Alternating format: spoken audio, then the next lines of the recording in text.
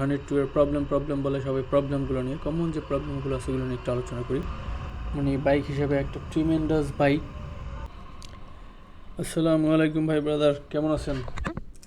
So অনেক দিন পর আসলাম আপনাদের সাথে কথা বলতে। আসলে এতদিন সময় ছিল না, নানা কারণে ব্যস্ত ছিলাম, এদিকে একটু ফোকাসও কমে গেছিলো। 1 বছর কোনো ভিডিও আপলোড হয় নাই। মিন টাইম আমার সাবস্ক্রাইবার 1000+ হয়ে গেছে, মনিটাইজেশন অন হয়েছে। সো আপনাদের জন্য অনেক ভালোবাসা এবং দোয়া রইল, আমার জন্য সবাই দোয়া করবেন।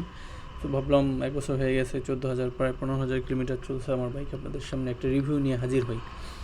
কী দিয়ে কী অবস্থা, এতদিনের পরে আমি আসলে কী এক্সপিরিয়েন্স করলাম, ভালো মন্দ এই সব কিছুই আজকে কম বেশি হাইলাইট করার চেষ্টা করব। তারপর হয়তো অনেক পয়েন্ট মিস করে যাবে, আপনারা কমেন্টে জানাবেন, আমি উত্তর দেওয়ার চেষ্টা করব। যাই হোক, প্রথমেই আসি, আমার হেডলাইট লো, ডেফিনেটলি হেডলাইট লো। এটা নিয়ে আসলে ডাউট করার কিছু নেই, সিটির জন্য ওকে আছে, বাট আপনি যদি হাইওয়েতে যান ফগ লাইট মাস্ট রিকমেন্ডেড, এখানে কোনো ডাউট নেই। হেডলাইটের আলোটা একটু কম্পারেটিভলি লো হাইওয়ের জন্য, বাট সিটির জন্য ঠিক আছে, সিটির জন্য it's completely okay. I don't have any problem with city riding so far. আরেকটা আছে মিটারের পানি ঢুকে, ইয়েস, এটা কিছুটা সত্যি কিছুটা মিথ্যা। মিটার পানি ঢুকে বলতে আমার মিটার একবার ঘামছিল, তখন কেনার 2-3 মাস বা 4 মাস পরে মেবি, তখন প্রচণ্ড বৃষ্টি ছিল 2-3 দিন, প্লাস আবহাওয়াটা হিউমিড ছিল, যার কারণে ওই সময়টাতে আমার মিটারের ভিতরে ঘামছিল, 2-3 দিন ঘামছিল, বাট তারপর ওই ব্যাপারটা নোটিস করিনি আমি। দেন তারপরে ওটাতে আসলে আমার কোনো প্রবলেম হয়নি, এমনি অটোমেটিক ওটা চলে গেছিলো। আর হ্যান্ডেলটা আসলে একটু লাইট বলতে হ্যান্ডেলের কথা বললে হ্যান্ডেলটা একটু হচ্ছে আর একটু মজবুত হলে আমার মনে হয় ভালো হতো। সিট আনকমফোর্টেবলনেস কিছুটা আছে, ফ্রন্ট সিটে আসলে ওইরকম না, আমার কাছে ইউজুয়ালি মনে হয়েছে ঠিক আছে, বাট ব্যাক সিটটাতে আমার কাছে মনে হয়েছে পিলিয়ন সিটটা এবিট হার্ড। কেউ যদি অনেকক্ষণ বসে থাকে বা 10-15 মিনিট বসে থাকে, তাহলে ডেফিনেটলি তার একটু দাঁড়ায় রেস্ট করতে হবে, আনকমফোর্টেবল ফিল হয়। আর একটা মেজর প্রবলেম আমি বলবো, যেটা হচ্ছে টায়ার স্কিড করে। পিছনের টায়ার, আপনার পিছনের টায়ার, ফ্রন্ট টায়ার, যাই হোক, বালির মধ্যে স্কিড করবেই ভাই, এইটারে আপনি কোনোভাবেই সামলাইতে পারবেন না। সো এটা আসলে মানে কোনোভাবেই আপনি এটাকে করতে পারবেন না, টায়ার স্কিড করবে। আমি জানি না কেন, বাট পিছনের চাকা হোক সামনের চাকা হোক, দুইটা টায়ারই কেন জানি একটু স্কিড করে, যদি আপনি প্রপারলি ব্রেক না করতে পারেন। বালি হোক বা হালকা কাদা, বা যদি কাদা মাটি হয় তাহলে তো কথাই নেই। So I think stock tyre is not good enough, tyre change recommended. আচ্ছা, আর একটা প্রবলেম হচ্ছে ইঞ্জিন অয়েল লিক করে। ইয়েস, এটাও ট্রু, ইঞ্জিন অয়েল লিক করে, but they have come with a solution. 10 টাকার একটা গ্যাসকেট লাগাই দিলে নিচে আর এই সমস্যাটা হয় না। আমার একবারই হয়েছিল, এবং প্রথম দিকে কিছু বাইকে যখন এই কমপ্লেনগুলো আসতেছিল, তারপরে থেকে এখন তারা অটো ফিক্স করে দেয়। এটা গেলে আপনি বলেন বা নাম হলেন, 10 টাকা একটা নাট দিয়ে দিবে। অবশ্য তারা অনুমতি নেয়, 10 টাকার জন্য কেউ আসলে না করবে না। আচ্ছা, আর একটা ভেরি কমন প্রবলেম, গিয়ার ফাঁসে। আচ্ছা, গিয়ার ফাঁসার ব্যাপারটা প্রথম আমারও ফাঁসতো। আমি অনেক মানে ফার্স্টে কয়েকদিন একটু হতাশ ছিলাম, বাট পরবর্তীতে যখন আস্তে আস্তে কিছুদিন চালানোর পরে আমার ক্লাস এবং গিয়ারের অ্যাডজাস্টমেন্ট কম্বিনেশনটা আমার ওকে হলো। আমি বুঝতে পারলাম যে না, কোন সিচুয়েশনে গিয়ার ফাঁসে। সো আমি ওই সিচুয়েশনগুলো অ্যাভয়েড করি। গিয়ার ক্লাসের অ্যাডজাস্টমেন্টটা যদি সুন্দর হয়, তাহলে আপনার গিয়ার ফাঁসার চান্সেস নেই। আর আপনি যদি কুইক শিফটিং করেন, খুব দ্রুত ধুপধাপ করে এক্সিলারেশন করেন এক গিয়ার থেকে আরেক গিয়ার গিয়ে, হিউজ চান্স আছে আপনি গিয়ার ফাঁসার সিস্টেম পড়বেন, যত ভালো রাইডার এখন। সো যারা এরকম আছেন যে ধুপধাপ করে স্পিড ধরবেন, হঠাৎ করে গিয়ার চেঞ্জ করে ঠাস করে স্পিড উঠায় ফেলবেন, এরকম লোকের জন্য আমি রিকমেন্ড করি এটা মোটেও কিনবেন না।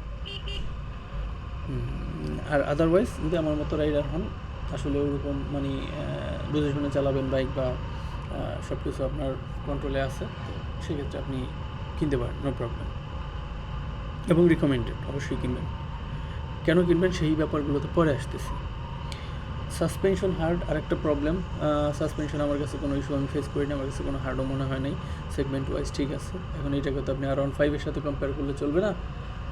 Hornet two you should compare with this bike, with this segment's bike, not R15, not Honda CBR 150R, this type of bikes, because যদি আপনি প্রাইসের দিক থেকে চিন্তা করেন তারা হর্নেট টু দ্বিগুণ। সো এই দিকে এইভাবে আসলে কম্পেয়ার করা যাবে না। সার্ভিস সেন্টার খারাপ আমার কাছে কখনোই মনে হয় নাই। আরেকটা ব্যাপার হচ্ছে 14,000 কিলোমিটারে আইসা আমার যেটা হচ্ছে সেটা চেইনে নয়েজ করে। এখন কোনো সমস্যা হয় না এর আগে, বাট কোনো প্রবলেমও ফেস মানে কোনো প্রবলেমও ফেস করি নাই। বাট প্রবলেম যেটা হইতেছে যে 14,000 কিলোমিটার আসার পরে এখন দেখতেছি আমার চেইন একটু নয়েজ করতেছে। আমি সার্ভিস সেন্টারে নিয়ে গেছিলাম, তারা বললো যে চেইনটা আসলে একটু ওল্ড হয়ে গেছে এবং ক্ষয় হয়ে গেছে। এটা ভারী বাইক, হাইয়ার সিসির বাইক, যার কারণে চেনটা একটু বেশি ক্ষয় হয়েছে। এই জন্য তারা বলছে যে বাইকটা চেনটা চেঞ্জ করতে হবে। তো আমার ধারণা আমার আসলে প্রবলেম হচ্ছে না, একটু আনকমফোর্টেবল লাগে শুনতে, বাট আরও 4,000, 2-3,000 বা 4,000 কিলোমিটার চালাবো এটা দিয়ে, দেখা যাক কী হয়। আচ্ছা, এগুলো গেল হচ্ছে হর্নেট টু এর প্রবলেমগুলো। আসলে এবার একটু সুবিধাগুলো নিয়ে আলোচনা করি। হর্নেট টু এর সুবিধাগুলো নিয়ে কথা বলতে চাই, তাহলে হর্নেট টু এর মানে বাইক হিসেবে একটা ট্রিমেন্ডাস বাইক, এবং ইঞ্জিন খুবই স্মুথ এবং পাওয়ার ডেলিভারি করতে পারে খুবই ফাস্ট, স্পিড আপ করতে পারে very quickly, reliable service centre আছে। আর পিজিএমএফআই থাকার কারণে আপনার এটা মাইলেজ দেয় খুবই ভালো এবং ভেরি স্মুথ বাইক। আপনি এটা রাইড করলে আসলে বুঝতে পারবেন, রাইড না করলে বুঝতে পারবেন না যে আসলে বাইকটা কতটা স্মুথ। এবং আর মাইলেজের ব্যাপারে যদি বলি, মাইলেজ 45-50 দেয় আমাকে। সিটি হাইওয়ে যদি আমি বলি, দুইটাতে আমার 45-50 দেয়। সো এই সেগমেন্টের একটা বাইকে 50 mileage is a huge plus. So এটা ডেফিনেটলি একটা ভালো দিক। ইউএসডি সাসপেনশন, এটা একটা ভালো দিক। অ্যাসিস্ট্যান্ট স্লিপার ক্লাস আছে, যার কারণে আপনার ক্লাসটা অনেক স্মুথ হবে এবং আপনি চালায় খুব মজা পাবেন। প্লাস গিয়ার শিফটিংগুলোতে আপনি কোনো ধাক্কা অনুভব করবেন না। আর এটার প্রাইসিংটা তো চমৎকার। এই সেগমেন্টে এই স্পেসিফিকেশন প্লাস এই প্রাইস আসলে আনবিলিভেবল।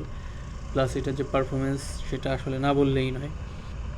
মিটার কনসোল, এটাতে হিউজ ইনফরমেশন শো করে। আপনি নেসেসারি সব ইনফরমেশন, টাইম থেকে শুরু করে গিয়ার শিফটিং, তারপরে এবিএস, আরও অন্যান্য ব্যাটারি ভোল্ট, দুইটা ট্রিপ মিটার পাবেন, এভরিথিং আপনি মিটারে পাবেন। ইঞ্জিন কিল সুইচ আছে, তারপরে side stand, engine cut off switch আছে। সো আপনি যদি অ্যাক্সিডেন্টালি কখনও সাইড স্ট্যান্ড থাকা অবস্থায় আপনি গিয়ার শিফটিং করেন, আপনার ইঞ্জিন অটোমেটিক বন্ধ হয়ে যাবে। সো এটা মানে সুবিধা অনেক আসলে, সুবিধা অনেক। আর আমার পার্সোনাল এক্সপিরিয়েন্স যদি বলি, এটা আমি কমফোর্টেবলি রাইড করি, খুবই কমফোর্টেবলি রাইড করি। আমি 5 ফুট 3 ইঞ্চির একজন মানুষ, আমার জন্য রাইডের জন্য কোনো প্রবলেম হয় না। প্লাস এটা ফুয়েল এফিসিয়েন্সি বেশ ভালো।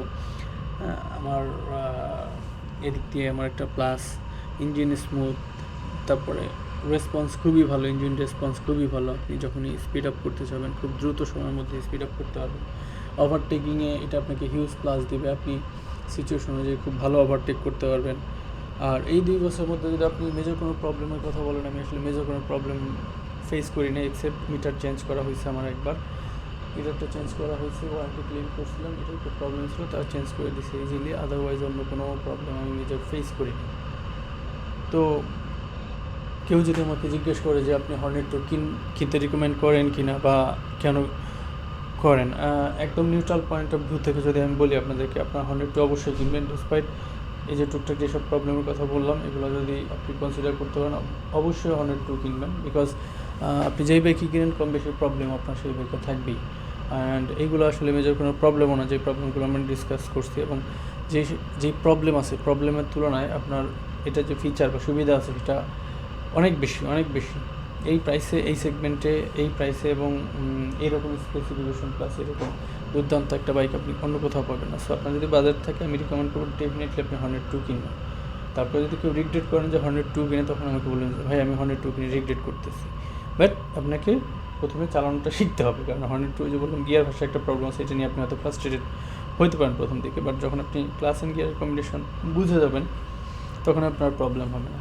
সো তারপরে যদি এখানে হয়তো অনেক টপিক মিস করে গেছে বা আরও কিছু জানার থাকলে আপনারা আমাকে অবশ্যই কমেন্ট করতে পারেন, পার্সোনালি নক করতে পারেন। আমি আমার নলেজ থেকে যতটুকু আছে আমি জানার চেষ্টা করবো ইনশাআল্লাহ। বাট সোফার আমি এই বাইকটা নিয়ে খুবই হ্যাপি, খুবই স্যাটিসফাইড এবং আমি অবশ্যই রিকমেন্ড করি। নিউট্রাল পয়েন্ট অফ ভিউ থেকে আপনি অ্যানালাইসিস করলেই বুঝতে পারবেন। আমার চ্যানেলে আরও কিছু অ্যানালাইসিস আছে, আপনারা দেখতে পারেন। সো এটা অবশ্যই কিনতে আমি রিকমেন্ড করি। ওকে, ঠিক আছে ভাই ব্রাদার, দেখা হবে অন্য কোনো ভিডিওতে। দোয়া করবেন আমার জন্য। ততদিন ভালো থাকবেন। আসসালামু আলাইকুম।